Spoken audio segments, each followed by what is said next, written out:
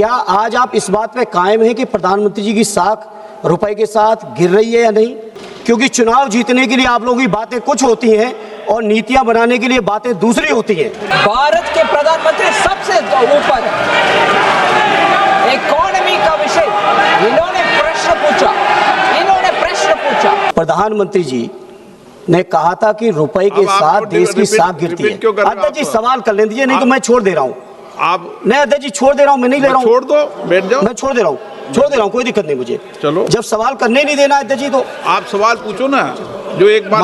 माननीय मंत्री जी, क्या आज आप इस बात पे कायम हैं कि प्रधानमंत्री जी की साख रुपए के साथ गिर रही है या नहीं?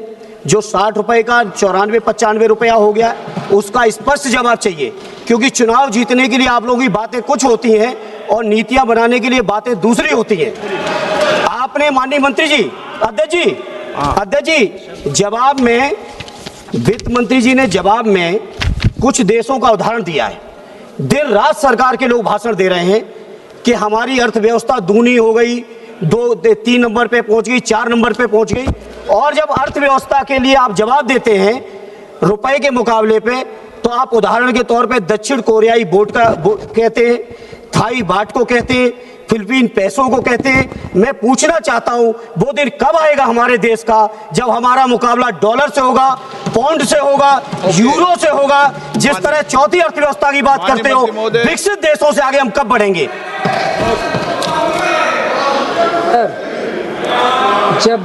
जब जवाब दिया जाता है,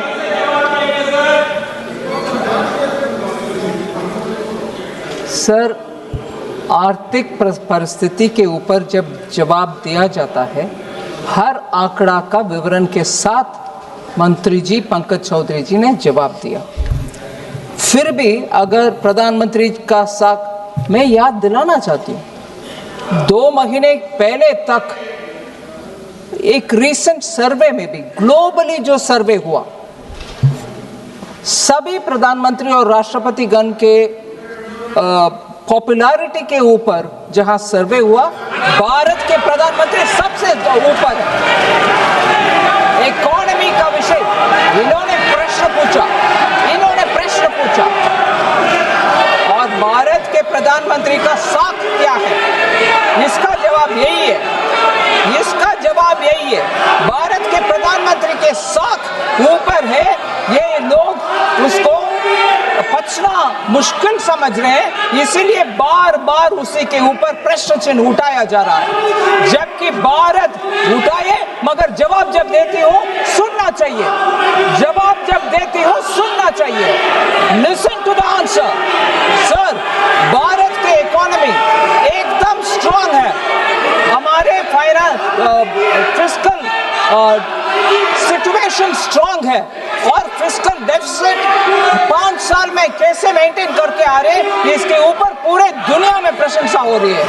और ये भी है, हमारे फॉरेन एक्सचेंज रिजर्व इतना बरकरार है, सॉलिड भी है। इसके कारण आज हम डॉलर का व्यवस्था को पूरे दुनिया देख रही है। हर एक इमर्जिंग मार्केट का इकोनॉमी के साथ भारत को तुलने में हमारे रुपया ठीक चल रही है, और रुपया को ठीक चल रही है, बिल्कुल ठीक चल रही है। No, absolutely going fine. Sir, अगर प्रश्न पूछने वाले को कम से कम जवाब सुनने का क्षमता होना चाहिए।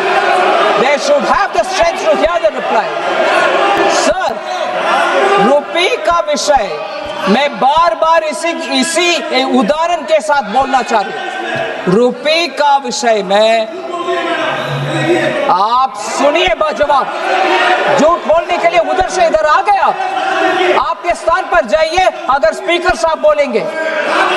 सर, रुपये के एक्सचेंज रेट के ऊपर अगर इतना चिंता है, मैं इनसे याद दिलाना चाह रही हूँ, बाकी सब मैक्रो इकोनॉमिक फंडामेंटल्स जब नीचे गिर गए और फ्रेजाइल 5 में हम आ गए थे, वो समय रुपये के ऊपर चिंता हमारे ओर से हम जताया।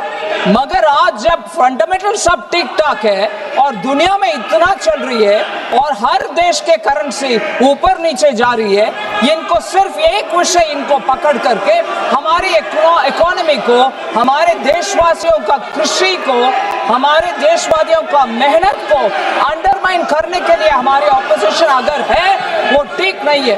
आज हमारे देश का रिक्वायरमेंट है हमारे अपने जनता का मेहनत को हम कॉग्निसेंस में ले और उसका साथ खड़े रहे, उनके साथ खड़े रहे, ना कि हमारे देश को ही कभी बार बार नीचे दिखाने के लिए ये प्रयत्न जो चल रही है वो गलत है।